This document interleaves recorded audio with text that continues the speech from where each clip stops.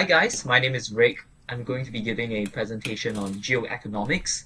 The TLDR of this is just understanding how you can use economic leverage to strengthen your global power. I think a lot of motions these days have huge amounts of intersections between geopolitics, economics, investment, financialization, etc. So this is probably a topic that would be useful, especially if you're going to be debating in Euros this year. Right. Three key domains that I'll be covering today. First on trade, next on investment policy, and lastly on monetary policy.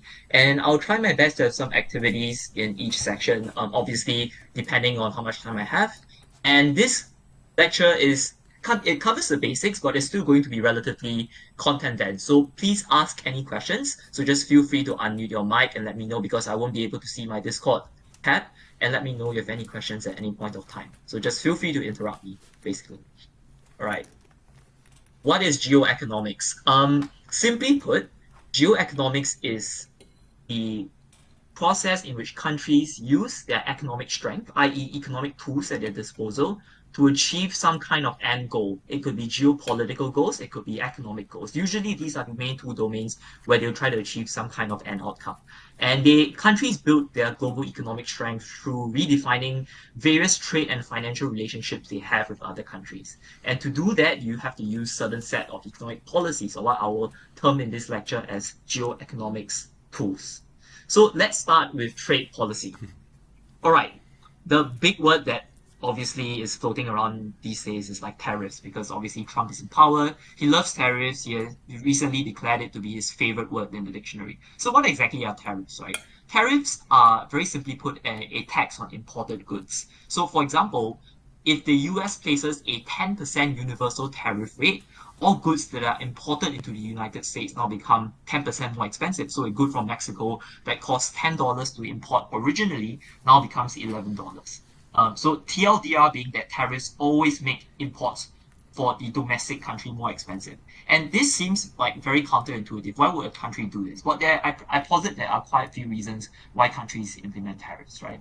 The first is that it often helps when countries are trying to grow certain strategic sectors. That is to say, if you are trying to build yourself as a front runner in, for example, technological leadership in certain kinds of pharmaceutical products, or if there are certain sectors that are very, very important for national security, which you don't want to be reliant on external supply chains for external goods for, you want to be able to grow these strategic sectors domestically. And so what you do is to disincentivize domestic producers from buying foreign imports or foreign imported goods and instead to produce everything locally endogenously, so you help to develop industries within your country. So this could also be known as strategic industry protection or infant industry protection if you want to build your industrial base within. So normally is to grow certain strategic sectors either for economic ends or for national security ends. The second reason why governments might want to implement tariffs is in some situations whereby they have a very bad sort of balance of trade in which they are exporting way less than they're importing. And so they have a huge balance of trade deficit. There's lots of money that's exiting the country and they want to improve their trade balance. So, however, normally countries do not implement tariffs universally and implement a flat rate across many countries. So for example, what Trump did with his Liberation Day tariffs was really, really unprecedented. And the main intuition here is just because every time you implement tariffs, it always comes at some kind of cost. And yes, you improve your trade balance, but there are huge numbers of sort of side effects that happen from tariffs that hurt your ability to be economically competitive. I'll be talking about these later when I talk about the costs of tariffs. The third one is a slightly more underlying claim, but it's actually very useful in, for example, debates, which is that when your country now becomes a sort of industrial powerhouse because you have so many homegrown strategic sectors, it normally helps to be able to improve your country's export prowess, which can expand a country's not only economic strength but also its soft power. And I think this is oftentimes something that people really forget when they wade into economics debates, which is that there's a lot of socio-cultural strength to being an export powerhouse. So, for example, can you guys think of any examples or any kinds of sort of mechanisms as to how exactly a country's soft power increases? So if you can think of any examples or any mechanisms off the top of your mind, just feel free to unmute and let me. For example, has a lot of high tech, high quality stuff with Sony and stuff like that. Yeah, right. So, for example, you mentioned Sony. I think Samsung is a very good example for South Korea. For example, in back in like the early 2000s, late 2000s, not really late 2000s, early 2000s, Nokia was seen as the export powerhouse for Finland, for example. So there's a lot of sort of cultural and normative influence. Countries basically export a lot of their goods, but also at the same time they export their reputation, their values, their aesthetics, their norms into global markets. So, for example, in the US, they are mainly known for cultural exports like Hollywood. In South Korea, it's more electronic exports like Samsung, but also cultural exports like K-pop as well. So these are things that really help to expand a country's soft power, which can have long-term benefits in terms of the reputation signaling effect that the country is an export powerhouse. This also helps to expand their consumer market as a whole. Can I ask some All right, questions, Rick? let's talk a bit about some. Yes, what's up? It's mostly on the before slide. I actually have three questions on all of these 3 points because I'm stupid when it comes to geoeconomics. Um, Oh, so no worries. No worries. no, first, Please don't say that. Yeah, everyone, yeah, okay. like, firstly, is it only like you would only use tariffs in places where you would protect your industry that is quite small, or can it also be the reverse where you protect your industry that is quite prestigious and big? For example, Germany protecting against more Chinese electronic vehicles might be an example of that, maybe? Or is that like a different strategy according to you? I think that's a very viable strategy as well. So, for example, if you have a large domestic, manufacturing powerhouse, but it is increasingly being outcompeted. So, like my intuition here will be U.S. cars versus Japan cars back in like the 1970s and 80s when Japan was becoming an export powerhouse, right? You want to ensure that your domestic consumers continue buying U.S. cars rather than, like Hondas or Hyundais and things like that. And so it is also possible to implement tariffs for this specific reason. And I would sort of consider this under the category of economic resilience, maybe, which is part of the slide, which is like you want to ensure that your main firms continue to be upkept. Obviously, there are some side effects of this. If you implement too many tariffs to protect your main domestic manufacturing powerhouses, they might become inefficient, they might become complacent, their production costs might go up. So it's oftentimes a very fine balance between one, ensuring that they can survive, but two, also ensuring that they have enough incentives to compete and become cost efficient. Does that answer your question? Yeah, it does, but it also gives me a different question. That is, probably you're going to refer to this back later in your presentation, maybe, but are there like specific sectors that are either not very, like where tariffs mostly tend to focus on, either because they're very good at improving the trade balance for that specific country, or because they increase the amount of soft power a lot? Is it like a rule of thumb? Like you Yeah. talked about Uh, pop culture or like these. I would say it's very country dependent. Mhm. Yeah, it's very, very country dependent. So firstly, it's obviously based on the endowments of natural resources that you have. It's also based on the human capital that you have. So like I would say, for example, in now, let's use Denmark as an example because we're going to do EUDC there. You probably don't have to protect the pharmaceutical industry that much because it's already a huge world leader in the pharmaceutical sector. But for example, in terms of things like, you know, domestic production of armaments or things that concern military equipment or military power. You probably want to ensure that you can produce these things domestically because these are very important for national security. You don't want to be reliant on external supply chains to be getting your guns and your firearms and things like that. So I'll say not really a rule of thumb. Obviously, if you wade very deeply into economic theory, there could be some underlying principles here, but in general, it differs from country to country. So, for example, South Korea very early on when Samsung started to become sort of a larger industrial powerhouse because they used to protect Samsung back in the day with a lot of infant industry protection. They started to realize that this was one industry that could slowly relax tariffs on. And so this allowed Samsung to become a global superpower. But back at the start, it was still a relatively smaller industry, but it was increasingly becoming nationally important for the country. All right. So hope that answers your question. Obviously, if you have anything else, feel free to let me know at the end of the lecture. That I'll be makes a happy lot to of sense. clarify Thank that. you. Any other questions? No? Okay, let's talk about consequences of tariffs. So the first few consequences are relatively intuitive, right? The first one is that things become more expensive, especially if you import a lot of goods. If you're a country that imports a lot of goods, things become more expensive, the standard of living decreases. The second one is that this has a huge impact on other countries and other economies as well. Because for a lot of sort of smaller developing countries, they mainly start off in the sort of what we call a lower in the value added chain, which is to say they export a lot of things like raw materials, rubber, tin, you know, zinc, natural minerals, and things like that, which are very, very important as you go up the value added chain. So what happens when you just implement a blanket tariff on these kinds of goods, for example, as with what Trump did during the Liberation Day tariffs, you basically kill off their main source of export revenue, and these will hurt them immensely. So that's why you have crazy things like, um, Vietnam having 46% tariffs implemented on them when they are, when they are mainly an exporter of, very, very basic goods like textiles, for example, clothing, for example. These are countries that will be harmed very, very heavily.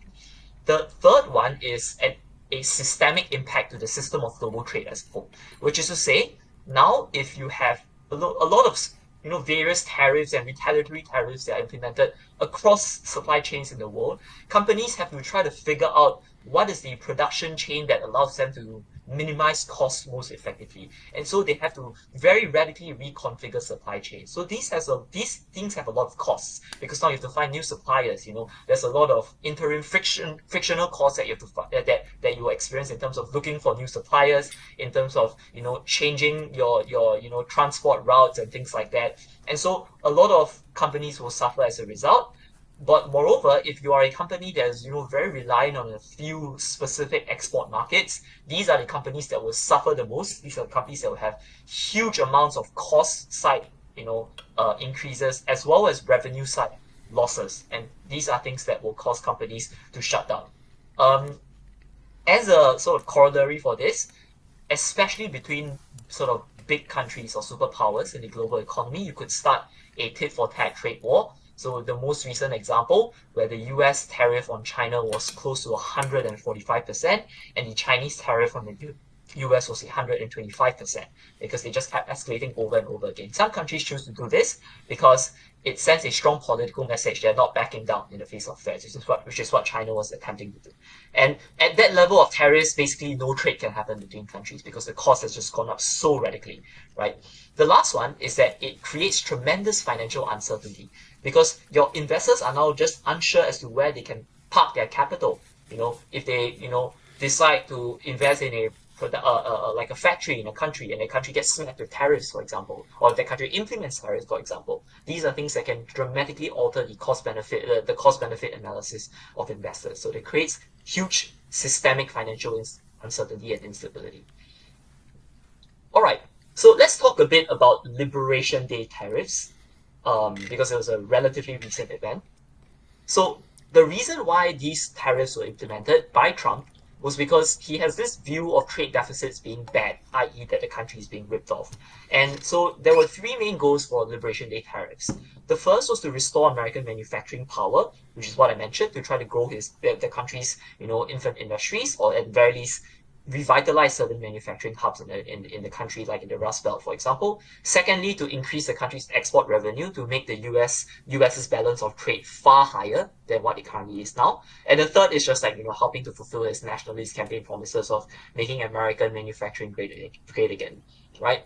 So the way these Liberation Day tariffs were implemented is there's this formula that allows him to set a tariff rate that corrects all trade deficits with global trading partners to zero. So all countries that the US has a trade deficit with, the tariffs help to correct, this formula helps to correct the trade deficit to zero if it's implemented. And for countries which the US has a surplus with, they will just implement a baseline 10% rate. So for example, Singapore is a country that has trade surplus with the US, but it's still got a 10% tariff rate implemented on it. So why is it generally seen as a bad thing? Why was it seen as something that completely crashed the financial markets and caused huge amounts of economic instability, right? The main intuition over here is that this is just seen as something that is very bad for the US as a whole, right? Because the US is a high value added economy, which is to say it is very, very normal for it to import goods, especially low value added goods, from developing countries. Sandals, plasticware, minerals, things like that, which is why it has such a huge trade deficit with countries like Vietnam, for example, like Cambodia, for example, which exports to the US all these kinds of low value added goods, which is very important for the US's manufacturing chain, because it is economically inefficient for the US to be producing or manufacturing these kinds of low margin goods, because the US has, very high labor costs. People are more educated there. So labor costs are just far higher there. It doesn't make sense to produce these goods there. And so you'd much rather just import these goods from these developing countries. And so right now, if you just implement a 49% tariff rate on Cambodia, for example, it's just going to radically increase manufacturing costs for a lot of US firms, which are reliant on importing these kinds of low value added goods up their value added chain. These goods which can be just far more cheaply sourced from other countries. So the main intuition here is that trade deficits are not inherently harmful, right? Especially if you have large trade deficits with countries which you are meant to be importing goods from. So a good example I want to show you is this diagram. This is a graph of the value of imports and exports for some of Denmark's selected trading partners, right? And I want to try to communicate this point over here. If you see the bar graph with the United States, it exports a lot to the United States, right? So what are mainly these exports? These are mainly its pharmaceutical exports, like Ozempic from Novo Nordisk, for example, right? Because Denmark has one of the largest pharmaceutical companies in the world. And so it is very normal for Denmark to be an exporter to the United States, which consumes these kinds of high value-added goods, pharmaceuticals, for example. But then you look at Germany, and you realize that Denmark actually imports more from Germany than it exports. And sort of the intuition here is that Germany is kind of known as an industrial base within the European Union as a whole, right? It is known to have a larger sort of proportion of various kinds of goods that help to feed into the value-added chain in Denmark, but also other kinds of goods like agricultural goods, for example. And so that is why, for example, Germany is a country whereby Denmark imports more than it exports to the country. So it is oftentimes a sort of fine balancing game. It's not just because you have a deficit with a country that is just like, a bad thing. So I hope this diagram sort of helps to communicate the point. All right, sanctions and embargoes. What are sanctions and embargoes, right? Essentially what it does is to block entire economies or governments from access to trade or financial services. So sanctions are used as a sort of sanctions and embargoes. Sanctions is mainly for like services, embargoes is for goods. Sanctions are normally used for two reasons, right? The first is as a punitive tool. So for a country to communicate, geopolitical disapproval at another country's behavior. It's sort of like a public signaling effect thing, right? The second is an extension of this, because you want to show disapproval, but you also want to nudge them into reform in exchange for lifting sanctions. So for example, one of the most recent cases of sanctions was the sanctions that were placed on Syria's economy, particularly its oil exports during the Syrian civil war. This was primarily because of disapproval towards sort of Assad's use of chemical weapons against his own people, the amount of bloodshed that was happening in the country. So you're showing disapproval towards the authoritarian regime over that. But sanctions started to become a political leverage tool towards the end of the war, because once Syria's new government, led by the new leader Ahmed al-Shara, took over, and they did some promising things to show that the country was stepping towards the right direction. So for example, al-Shara has implemented a new constitution, his promise to transition Syria into a democracy and hold elections within the next 4 to 5 years. Following these things, you slowly start to see sanctions being lifted. So sanctions in this case can become a political tool to force certain countries to do things like democratize or to strike trade deals with specific countries. Another secondary aim of the sanctions was to sort of gain more favorable trade deals with the Gulf states, who wanted the US to lift these sanctions on al-Shara's government, because in general, the Sunni Muslim countries within the Middle East support al-Shara's new government because it's also a Sunni Muslim affiliated government. And so you can now see how sort of economic tools are being used to translate into political and economic leverage over here, right? The geoeconomics at play over here. So primarily, these are what sanctions are for, as a punitive tool and a political leverage tool. Right. Strategic trade agreements. what are trade agreements basically? A trade agreement is something that offers different countries preferential access to markets, typically large markets that have very low tariff rates, huge amount of frictionless transaction of goods and services. So as an example to this, guys, I'm pretty sure you guys have heard of this deal, the RCEP, Regional Comprehensive Economic Partnership, and any signatory to RCEP will enjoy zero tariffs over 65% of all traded goods in the bloc. And this is tremendously helpful for a lot of countries. So trade agreements really have the potential to change a country's growth trajectory. If you take a look at Cyprus, for example, when they joined the sort of European Common Market and how exponentially its economic growth started to take place throughout the 21st century, right? It just shows how much advantage it is to be able to basically join a strategic trade agreement or bloc that allows you to have huge access to markets, right? How do these agreements then serve geopolitical aims?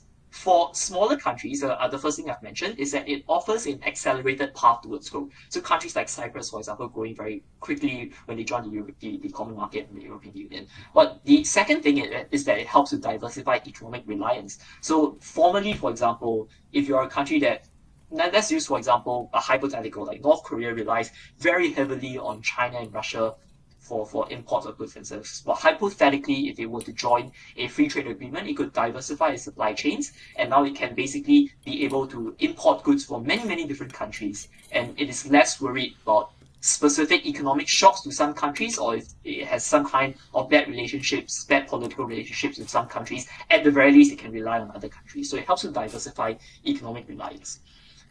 Strategic trade agreements work quite differently for larger powers, because normally a lot of them already have a huge amount of gross domestic product, right? So how do larger powers aim to utilize strategic trade agreements? The first is that they oftentimes try to bind allies and exclude rivals via trade agreements. So, for example, if you take a look at the Belt and Road Initiative from China, which is not exactly a formalized trade agreement, but it's like an informal network of trade agreements and services, right? It all very obviously excludes the Western Hemisphere and sort of the European countries and the US, for example, because it wants to be able to bind its allies within the Indo-Pacific and to be able to exclude rivals so that it can strengthen its economic power and its geopolitical power as well. This also feeds into the second point, which is that it helps larger powers to be able to undermine rival trade blocs if your trade bloc is more successful, more powerful compared to the rival trade bloc, right? And the third is that you reorient supply chains to friendly nations. So if your strongest economic partners are also your greatest political allies, this is immensely helpful for you because you have to worry far less about geopolitical risk being a factor in hurting your country's economic success. So this is just a TLDR about strategic trade agreements. So this is the first section on trade done. Any questions before we move on to the activity? Okay. For now, nothing. All right. Let's set aside maybe 5 to 10 minutes on this. I have a motion over here that is quite related to some of the content I've covered. So this house is the average American lower middle class individual regrets US government's efforts to strengthen domestic manufacturing. I have an info slide over here. So what I want you to do, so take a screenshot of this or just note this down. I'll bring it back to this slide later on. OG has made this claim, right? The US government's actions will increase the cost of living for the average lower middle class American because goods that Americans buy from abroad will become more expensive. Very reasonable claim, but this is obviously insufficient for a debate speech. So what I want you guys to try is to mechanize this claim and elaborate on the key impacts. I'll give you guys about 3 minutes. So mechanize this claim and elaborate on the key impacts, and then I will ask you guys for what you've thought of, right?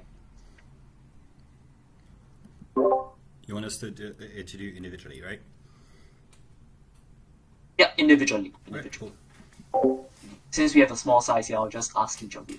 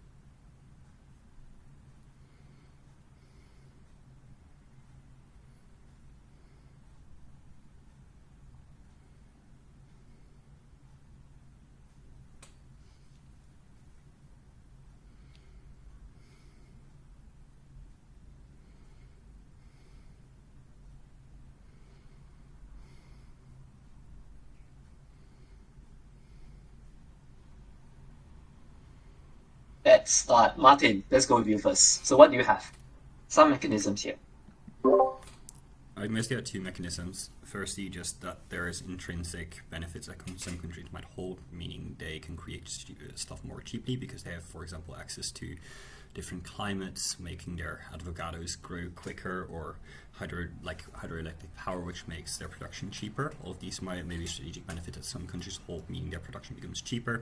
I think the second one is just the US is highly developed, means they have stuff like human rights, a strong dollar, these sorts of things, means high prices, which means wages on average tend to be much higher because it's necessary for the population, which means they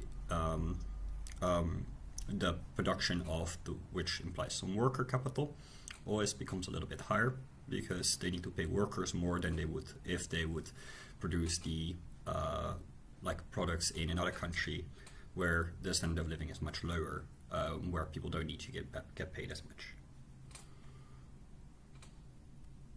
Okay. So I think perhaps I maybe wasn't explicitly very clear with like my intention for this particular prompt.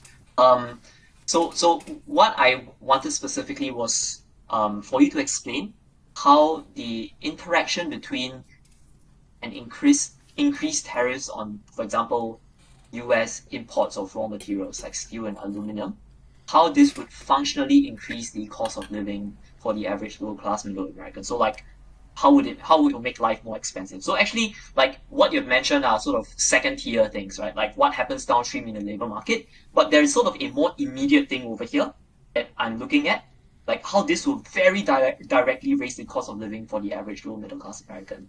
I'll get back to you, Martin. Anyone else? Max. Yeah, sure. Simply put, this will raise costs of living because even if it builds up industry over the long term, in the short term, you're still trying to build these factories. What that means is while you're actually trying to grow your domestic production, you're still simply paying a 25% premium on stuff that you didn't used to pay a 25% premium on. This means stuff like car manufacturing, which the US still has some of, and all kinds of other stuff that uses steel and aluminum simply becoming like 25% more expensive. Yeah, so I think you're on the right track over here. Anyone would like to complete this sort of chain over here of this mechanistic chain over here? Rosa? I could also add one thing. Yep, sure, done. Let's go.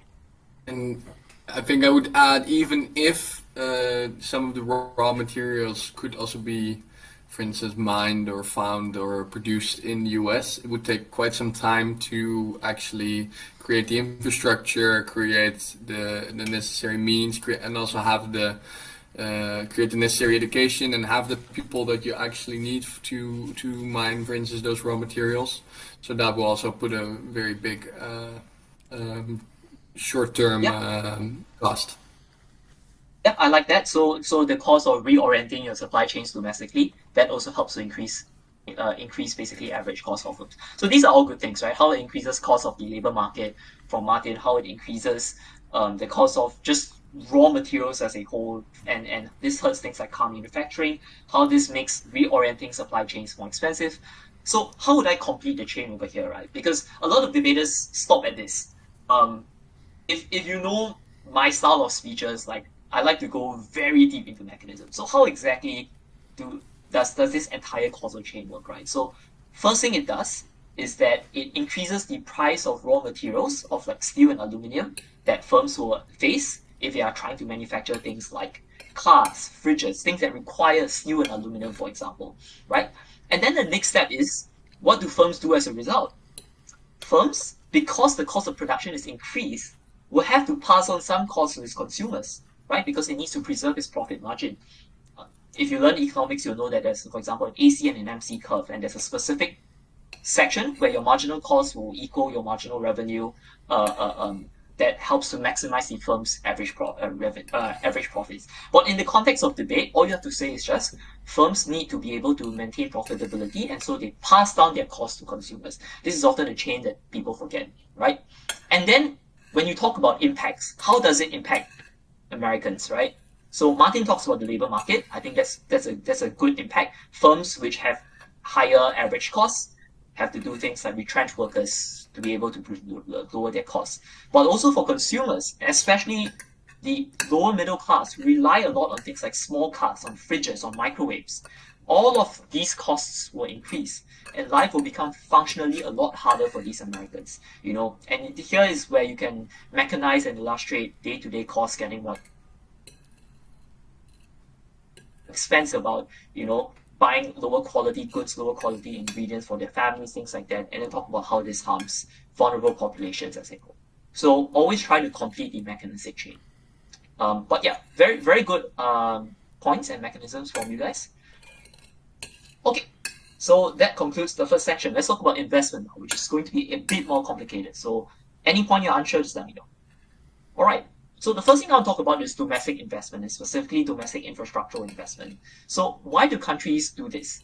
Countries invest, they use their, excess revenue in their national coffers in key domestic sectors to boost economic growth and to create jobs. So for example, in different sectors like transport, energy, digital connectivity.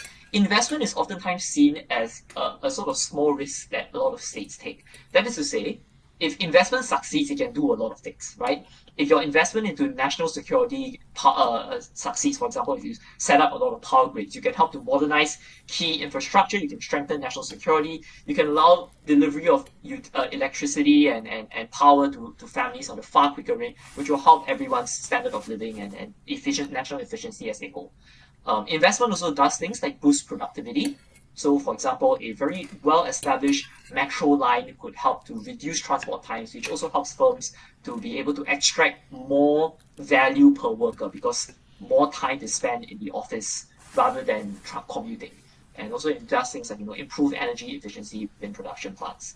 The other thing I want to mention actually is that investment oftentimes begets investment, and this is what I call a crowding in effect. That is to say, if investors see that you already have a strong, solid base of domestic infrastructure. You have good power grids. You have clean water, clean energy. Your pavements are smooth. Your metro lines are good. They are probably more likely to come into your country and pour in foreign direct investment as well, because they now see that the country is becoming increasingly stable.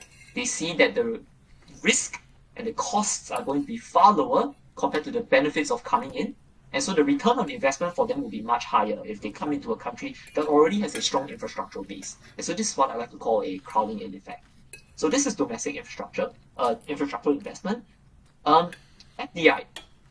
So FDI is essentially the same thing, but instead of the government or domestic actors buying assets or basically developing certain industries within the domestic market, it is now a foreign investor that purchases the asset, that develops the asset in the other country. So it helps to give foreign investors direct control over assets, things like production plants, headquarters, for example, in a different country. So the example here that I have is, for example, the large Taiwanese semiconductor firm, TSMC, building a fabrication plant in Dresden, Germany. What are some of the sort of considerations that a foreign direct investor would have before they decide to pour money into that specific country, right? There are three things that I think are very important. The first is that you have to think about whether or not there are huge benefits for you. So, for example, whether or not the country that you are putting money in is politically stable. Does it have good market potential? Is the regulatory environment favorable for me? Are the labor costs cheap for me over there? Do they have good amounts of raw materials that I can very easily tap upon and use? These are sort of the benefits that an investor will have, and things that an investor will consider before it starts to buy the asset in the other country. And there are also going to be benefits for the recipient of FDI. So in terms of the country that receives FDI, what does it stand to benefit from? The first is things like technology transfer, right? If, for example, a large car manufacturing company in Japan decides to set up shop in China or somewhere in Southeast Asia, for example, and then it builds its production chain there. And as a domestic worker, You get to see how they set up their supply chains. You get to see what are the kinds of tools, best practices that they use. And this technology can be absorbed by the domestic country and used for its own domestic firms as well. So there's a lot of technological transfer that happens over here. There's also a lot of job employment. So when a foreign firm invests in a different country, it can't obviously hire only expats, right? It can't only take employees from its own country and fly them over to that other country. You also have to employ domestic workers, so sort of domestic people, employees. So, for example, people to man your customer service desk, people to clean the offices, people to help work in lower manufacturing, for example, people to do administrative tasks. So it helps to improve a lot of domestic employment as well. The last thing is what I mentioned, which is that infrastructure oftentimes supports each other.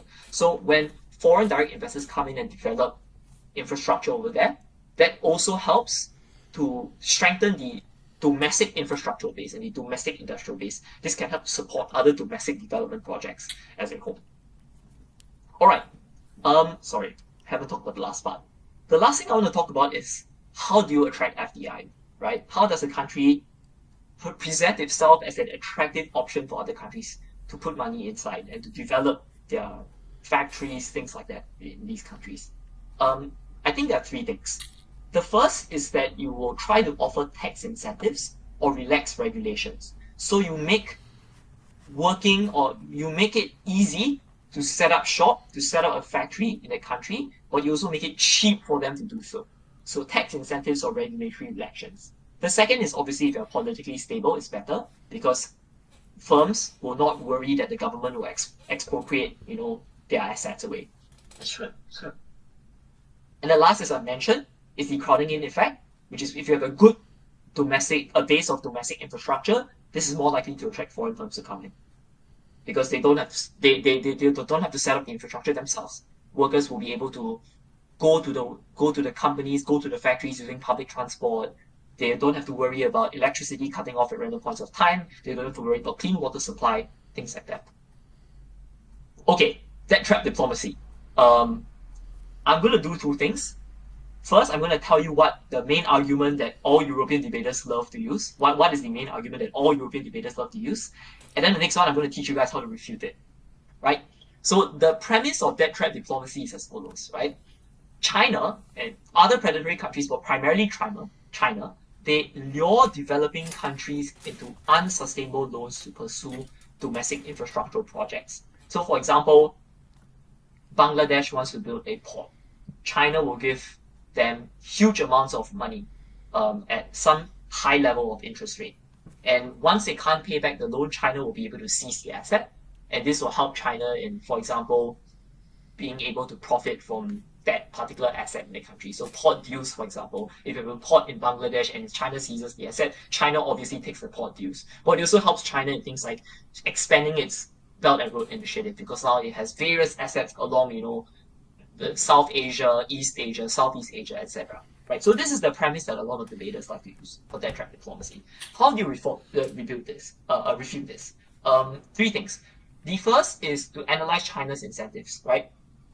China probably doesn't want most of its main economic partners to collapse and die, right? It probably wants to construct a sustainable economic partnership with a lot of its closest countries in terms of geographical proximity so that it can rival the United States. And so it is not in China's interest to see partners default on this loan. So the first way you can rebut this is on incentive. The second thing is a bit of spec, which is to say China's development financing system is not really dictated by its political, military, or diplomatic bodies, right? So CCP doesn't really have much control over this. It's mainly dictated by its commercial interests, its companies, Alibaba, Taobao, for example. So this removes the idea that there's a sort of hidden agenda or hidden political agenda at play over here. So this is also another incentive analysis.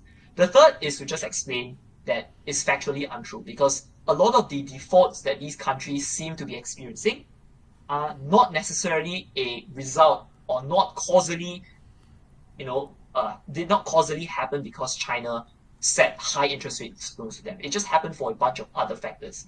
In Sri Lanka, for example, they over-borrowed from Western lenders very, very heavily, right? And a lot of debaters like to bring up the Sri Lankan port in, Hambantota, I think. But there are two things. The first is that there's no Chinese military presence in the port, and the second is that the port was not seized; it was leased to China, right? So these are some things that you can just use to basically refute this very common argument that China likes to trap people into debt trap diplomacy. Okay, anyone has any questions about this? Because this is a little bit complicated. Any questions? I'd like I had one question still. Right. Would it be fair to say here as well that basically China's Belt and Road Initiative and all the foreign investment are infrastructure based?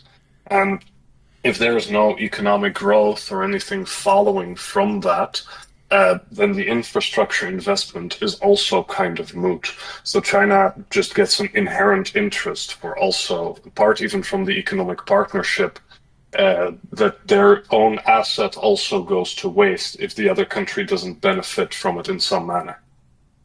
Precisely. Completely accurate there, right? If you have an isolated asset, you don't have surrounding assets that are being developed, it's just going to be useless. So absolutely, you're right over there. Any other questions? I have a very technical question that is, or not, probably another very simple question to answer. You're talking about foreign direct investment in the role of China, but who actually invests? Yep. So it's like a company, so a Chinese company would buy up assets in another country, right? Or is it very closely tied in some instances to the country itself? That's a good question. The answer is it depends. So, for example, FDI in the Western world is primarily sort of private company based, and that's because it's a very much a free market system.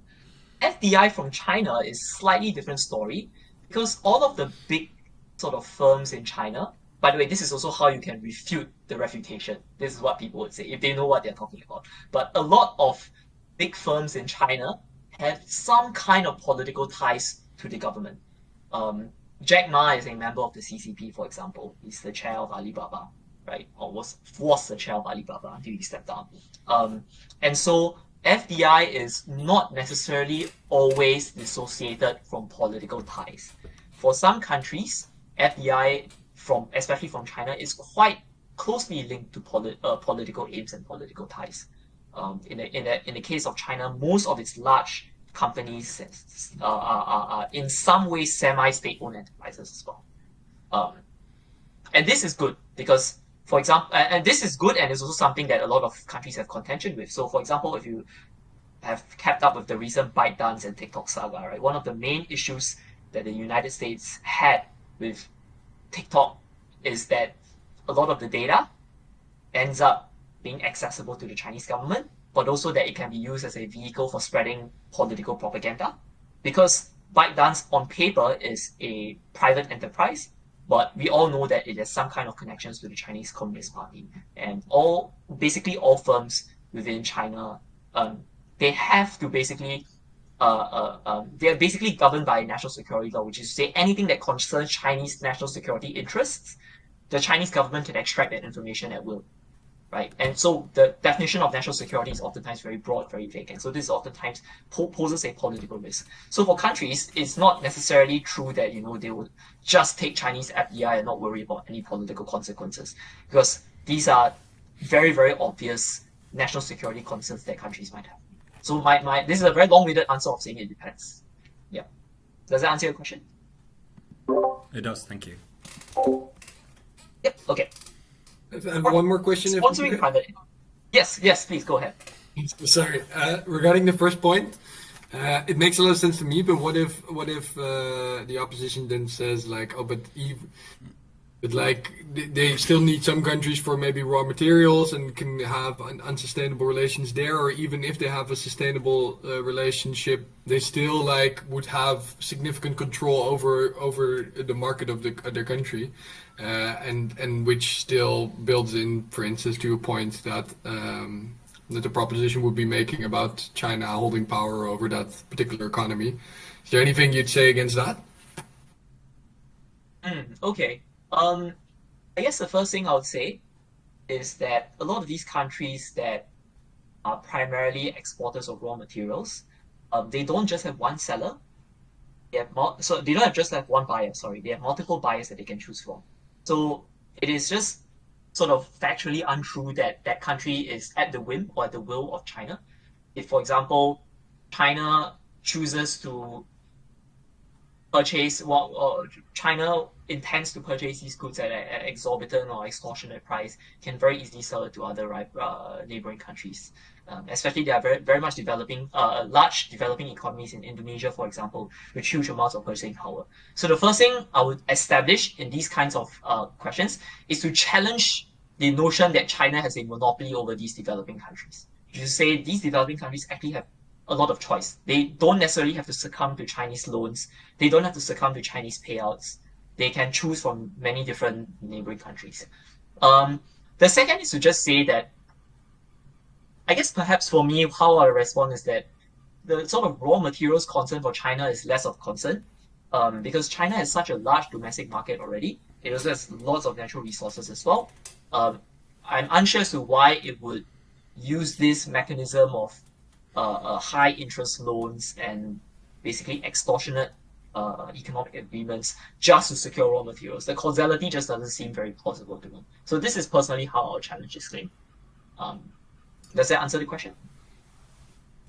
Yeah, if I can just follow up with one thing, what even if that if it's proven that they would like to construct a sustainable economic partnership, it could mean that then, of course, as you also say, like China wants to export some of their materials maybe and invest in infrastructure for stimulate for the Chinese infrastructure firms. Is that Yeah. also then holding kind of? Would that also not mean that China would have a bit more power over, for instance, over that economy than otherwise, just because they are then more demanded than in another situation? Yeah, the answer is factually speaking, yes. China does have more influence. If you take a look at the Cambodian market, for example, it is basically filled with Chinese firms, and China therefore exercises quite a lot of soft power over Cambodian government.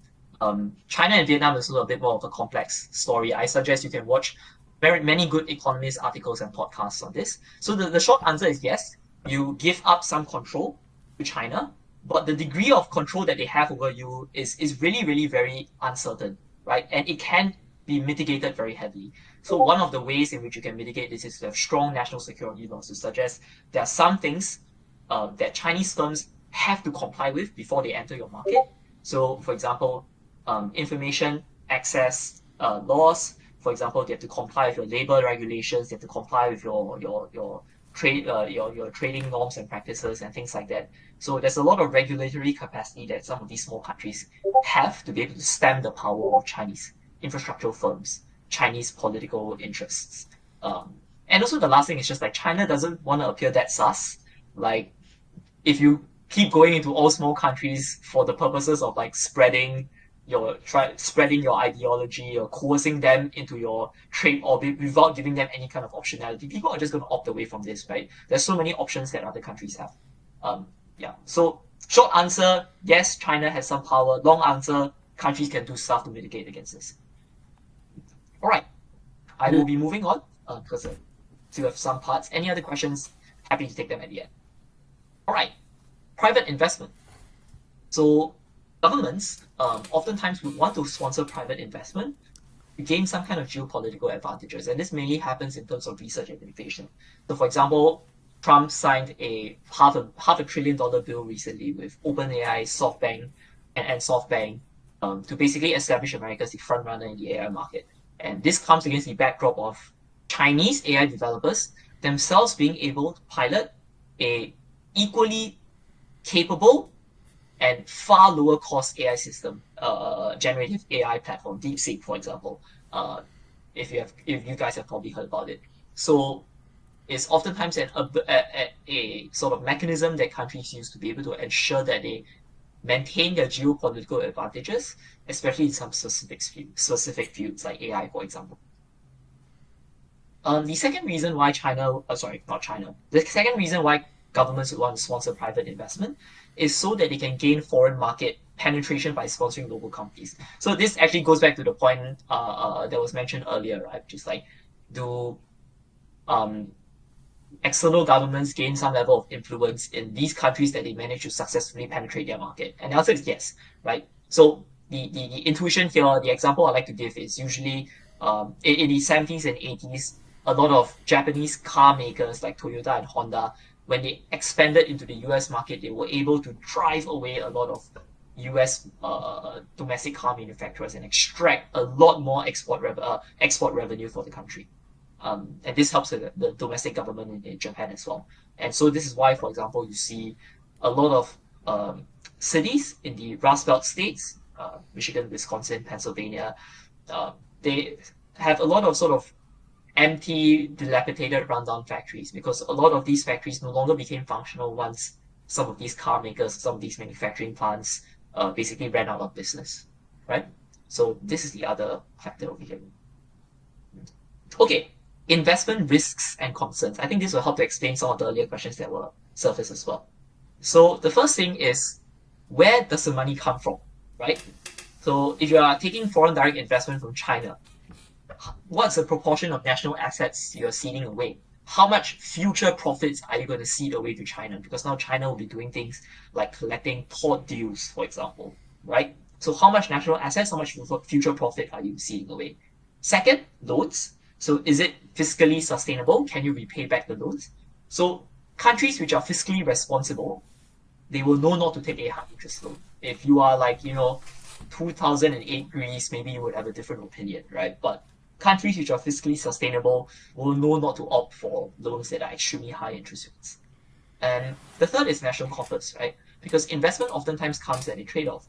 The more you invest in X, the less you can invest in Y. The more you invest in military investment and military technology, the less you can invest in healthcare. So, for example, one of the big debates right now, recently, I think it was NATO set a directive that basically mandated its NATO member states to increase defense spending to 5%, 3.5% purely on the military, 1.5% in military-related infrastructure firms' assets. So this obviously comes at a huge cost to other things like healthcare investment, educational investment, for example. So first concern, where the money comes from. Second, what happens if the investment fails? So now I'm switching the perspective to the person who gives the investment, who delivers the investment, right? There are some factors to consider, right? Country is unstable, and so your investment project ends up getting damaged or destroyed. There was a debate I did recently on the Grand Ethiopian Renaissance Dam. So Abiy Ahmed obviously wants to invest a lot more in this dam because it's very, very helpful for the country. But what happens if it's attacked by militias in the region, for example? This is a deeply unstable region. Second one is that the investment itself fails. It is unable to successfully innovate. It is unable to develop new products or services, or it just ends up being a complete botch job, right? In which case you just lose money.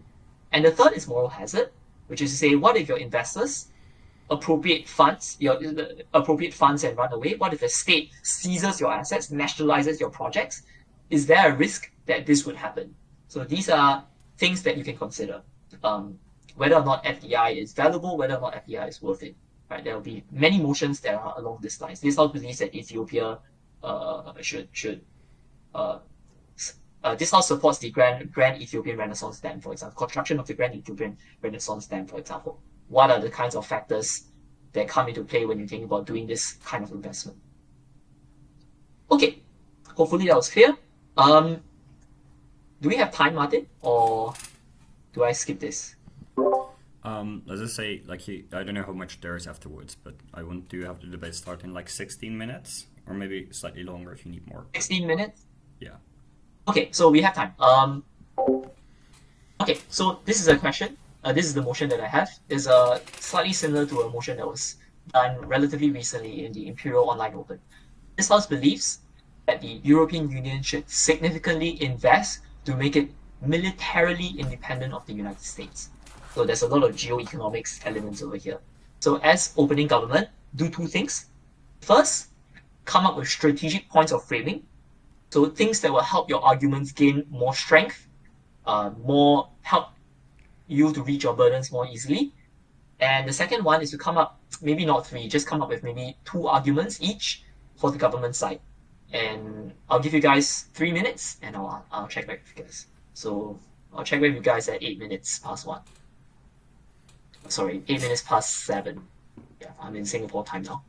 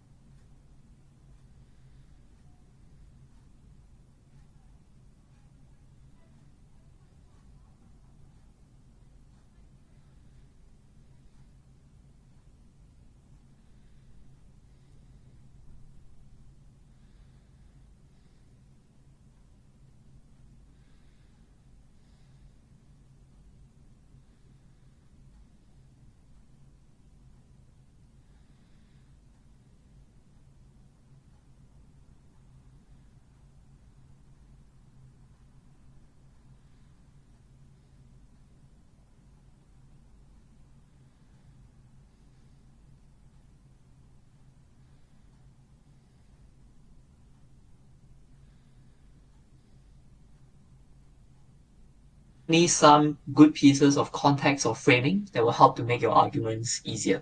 Like basically make your burdens far easier to achieve. Anyone? I have two. Mhm. First is basically all the advanced weapon systems come from the US. So basically, we're buying a lot from their companies. The second one is that even when we've bought those systems, we're still dependent on the US. Look at like with Ukraine. Even though we've already bought the systems, we still need America's permission to be able to send them to Ukraine because we're still dependent on their software management services for those systems. Otherwise, they'll just turn them off. This basically defangs us from using these systems effectively. Yep, amazing. So the EU being disproportionately reliant on the US, not just for equipment, but also things like intelligence in terms of approval procedures as well. Any other useful pieces of framing that will help your arguments? Gonna add something, I guess, a bit more political, that the US is just a lot more of an unstable regime, that someone that is now in power came to power with the intention of not externally intervening anymore and has become more critical of NATO. So I think that is also important framing maybe to add. Yes, very good as well. That the US is now extremely volatile. It is becoming more hostile towards the European Union. And a good way to augment this is to just explain why this will happen into the long run as well. Why it is not specific to Trump, but it's also something that will systemically happen in the long run. First thing is just to explain Republican dominance is here to stay. It's not going to disappear. The second thing is you can also sort of explain why the United States will always have incentives to strengthen its own military industrial complex, and the European Union will always be secondary to that. All right. Any other useful pieces of framing? Think more towards endogenous factors within the European Union. Any good pieces of framing that could help your argumentation?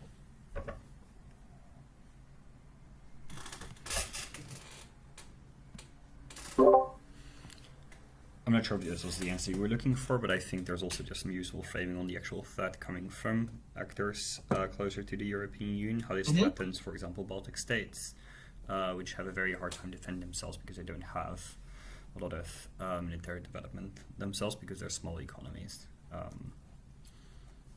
So yes, this is very good, right? Like Baltic states, they are uniquely vulnerable in this specific moment. And actually, the other exogenous piece of framing over here is obviously the Russia-Ukraine war that is happening, and the potentiality of that to spill into especially sort of the border countries of the European Union, the Baltic states, for example. Putin has very much explained that his sort of revanchist ideals won't stop at Ukraine. It could potentially expand into the Baltics as well. All right, I am looking for one more thing that I think is quite important.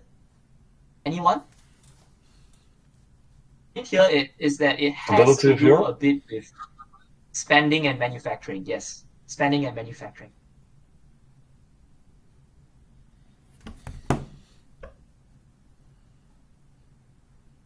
Anyone want to try?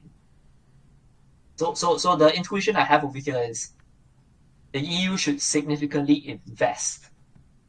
So what kind of framing will allow me to know that the EU has the capacity to do this? Well, we're currently buying from overseas, which is always going to be quite expensive. Whereas if we invest, even though it's initially more expensive, the companies now profiting from that investment are also paying taxes to us, and their employees are paying taxes to us. So a lot of the money ends up back with the European Union again. So that is a good argument. I think that's a good argument to explain how this benefits commerce and business within the country. I'll just tell you what I have in mind. Can I try one more time? Yeah, please go ahead.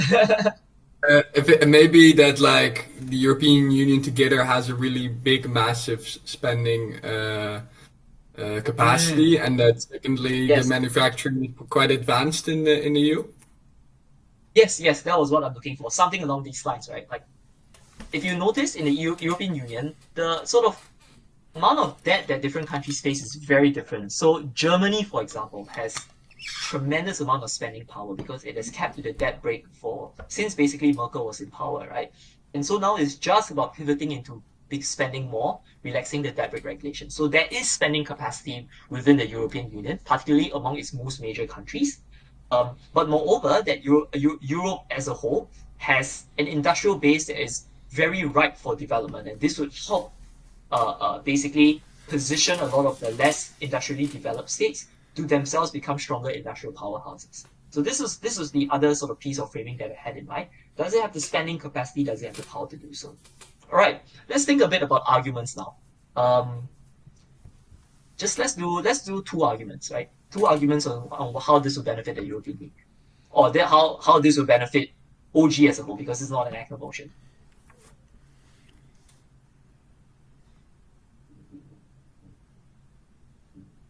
Anyone wants to try?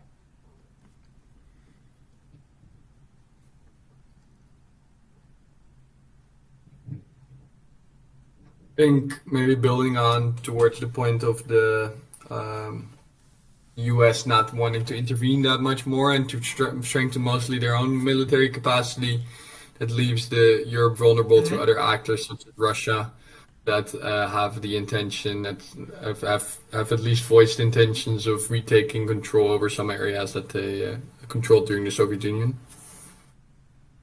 Precisely. And obviously the harms, the impacts over here are manifold, right? There are impacts towards the speed at which the Russia-Ukraine war ends, because if the EU has significantly more military capacity, it can, and is independent of the US and independent from the whims of the US, it will be better able to support Ukraine. There are also impacts in terms of investor uncertainty, because the longer the war drags out, the more Russia poses a threat to border countries within the European Union, the more this will shaken up investor confidence. So there are a litany of harms that you can extract from this. So yes, that's definitely one argument. I'll just speed up the process. The other argument is obviously that this would be economically beneficial to the European Union, and the intuition for this is that, well, the intuition behind this argument being that the European Union will now significantly invest more in manufacturing plants. There's things like employment. There's a lot more goods that have to be produced domestically, which means that there's also increased levels of domestic consumption as a whole, and so there's now a thriving military industrial base within the European Union as well that contributes a lot to GDP and to domestic growth. And this will obviously be very useful in countering the opening opposition arguments, because the old arguments are definitely going to be along the lines of, one, US will retaliate, two, EU will suffer economically, no money, right? And so your explanation would be to counter this and to say, yes, you are spending money on military bases, but you're also, because you're starting from such a low base, you're also going to have a lot of upwards potential to be able to develop industries and strengthen domestic employment, right? So basically, this is how you guys should be thinking about these kinds of motions. So not just diving straight into the argumentation, right? What are important pieces of framing and context that will make your life much easier in being able to prove your burdens and achieve your impacts? All right. I had a question about that case, if possible. Yes, please, go ahead. In this case, when you're talking about basically the economic benefit for the EU, what I'm wondering about is the EU is already a place that is doing economically extremely well, you could say. And the EU now investing here will mean economic decline for the military complex in the United States. So how do you then weigh, so to say, the benefit for the EU and the relative decline of the US over the status quo? So you have two questions, right? The first is EU is already strong, and the second is decline in US. How do we weigh it against improvement in the EU? First one, the EU is already strong. This is obviously a very context-dependent question, right? Because there are some countries where there's a huge productivity crisis. You take a look at Germany, for example, where productivity rates are comparably lower compared to other European countries as a whole. And so if you can say that the main sort of base in which this will happen will be in Germany, this could be very, very beneficial for you in explaining how the economic benefits will accrue, particularly in Eastern Germany, where the industrial base is a lot more Soviet era, a lot more rundown. The economic state there is not as strong. And you can also say that this can also take place in sort of European Union countries that are comparatively not as economically strong as compared to its counterparts. So Eastern European countries, for example, could be a very good explanation. Balkan countries, for example. Decline in the US. So first is to explain whether or not this will really hurt the US that much. And I would posit probably not. The US has a large amount of customers. The US has a very strong economic base that is sort of independent of the military complex, the military industrial complex. There's a lot of other export, sort of main export main goods that it exports. It has a lot of diverse revenue sources. So the harm to the US will be that great. And the second one, if concede yes, US will get harmed, it's just to explain why we care about the European Union more, right? It's a larger group of countries in terms of population size, in terms of vulnerability, in terms of principle. The US has been screwing over the EU very much. I think the EU is very justified in screwing back over the United States on the grounds of the fact that it has a right to self-determination, it has a right to be able to fend for itself geopolitically, to not service the interests of a corrupt power, a power that doesn't exercise its geopolitical might responsibly. Many ways you can do this. You can weigh this argument on why the EU matters more than the United States. Hope that answers the question.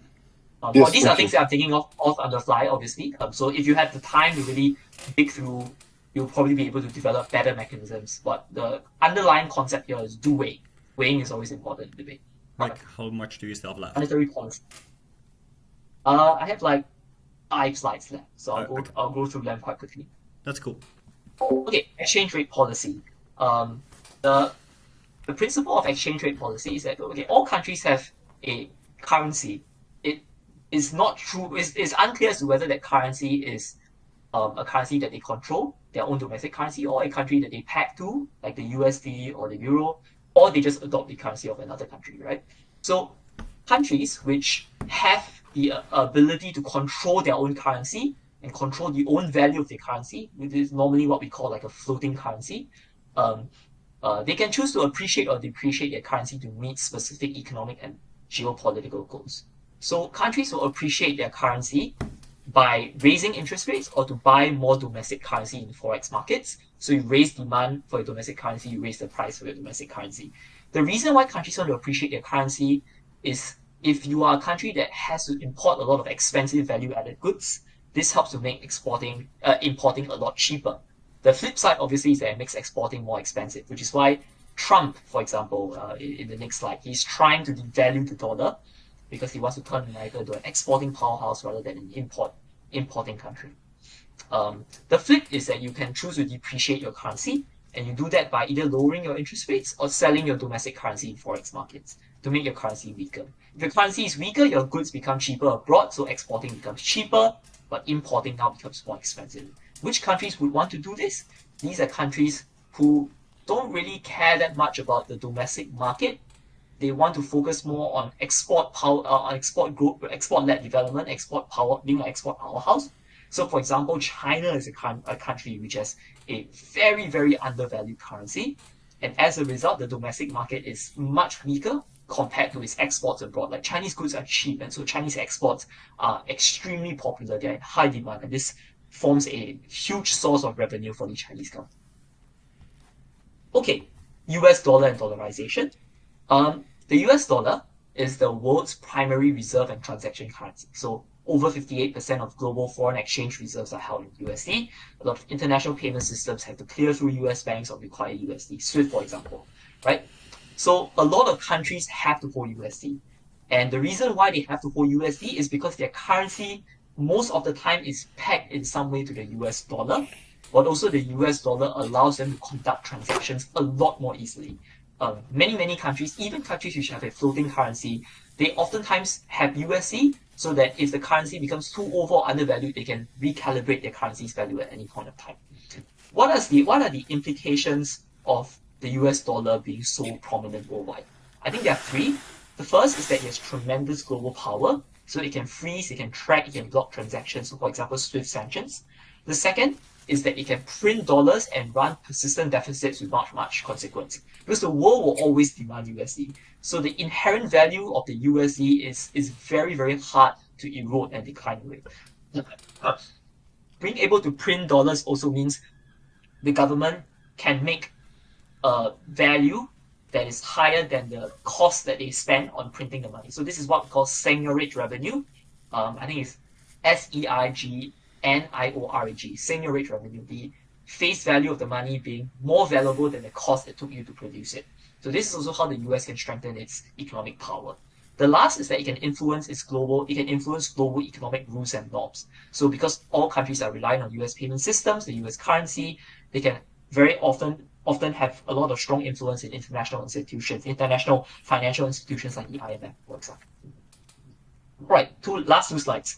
Dollarization. So dollarization is the process whereby a country adopts the US dollar. And this could happen either as a formal procedure whereby the country adopts the US dollar as its legal tender, they replace its own currency entirely, or unofficially, in which you'll just have a lot of USD that's circulating alongside the domestic currency.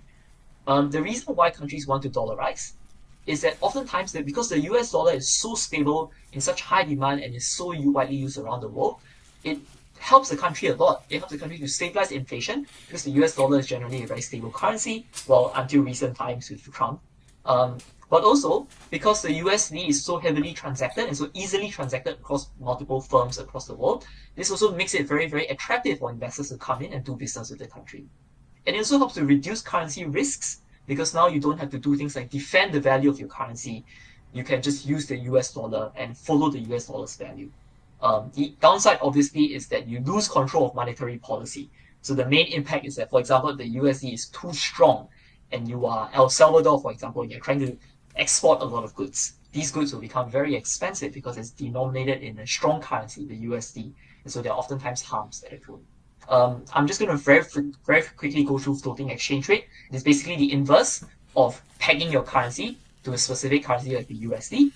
So the floating exchange rate is a currency whose value floats in accordance to market demand and supply for that currency, right? And so what are the benefits of a floating exchange rate? The first is that your currency is not subject to speculative attacks because there's no peg that you have set for your currency. So you don't have to have huge foreign reserves to defend the value of your currency. The second is that floating exchange rates will adjust naturally to economic conditions, so it can obviously help to correct trade imbalances and oftentimes respond to economic shocks. So for example, in an economic downturn like a recession, the value of your currency will depreciate, and so goods will become cheaper, and so this will normally help you. Whereas in the comparative, if you have a fixed peg and economic conditions go to shit, your currency or goods will become expensive even when people will become poorer. The last is that you have a flexible exchange rate, and so you can basically be able to implement monetary policy at will and effectively, right? Don't have to be reliant on the US Federal Reserve to set the value of your interest rates, for example. The downside of this is, as you have seen with many countries which have floating exchange rates, think Argentina, think Zimbabwe, for example. If the value of the currency goes to shit, i.e. you do bad, your government doesn't project confidence, your government spends money recklessly, prints money recklessly, this could lead to things like hyperinflation, currency volatility. So these are some of the main benefits and harms of floating exchange rate.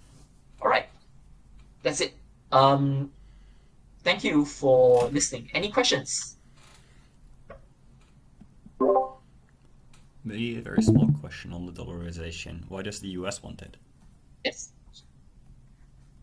Why does the US want dollarization? Because some countries adopt it officially, right? So the US has to give permission for dollarization. But I don't think they have to give permission for dollarization because the process of dollarization is the way in which dollarization happens is that your country negotiates a certain value in which they will buy USD at a certain value of your domestic currency. So for example, 1 USD to 50 Mexican pesos. And so long as you can get a sufficient amount of that currency on your market, in your foreign exchange reserves, and so long as you can successfully stop the circulation of your domestic currency through a bunch of laws and policies, you will be able to dollarize, right? I may be wrong, but I don't think there's any specific provision that mandates that the US government has to approve dollarization. because the US dollar is so widely circulated. Like the US government doesn't have unilateral control over the amount of foreign exchange, the amount of its currency that is circulating around the world. Okay, that makes sense. Does that answer your question? Yeah, it does. Thanks.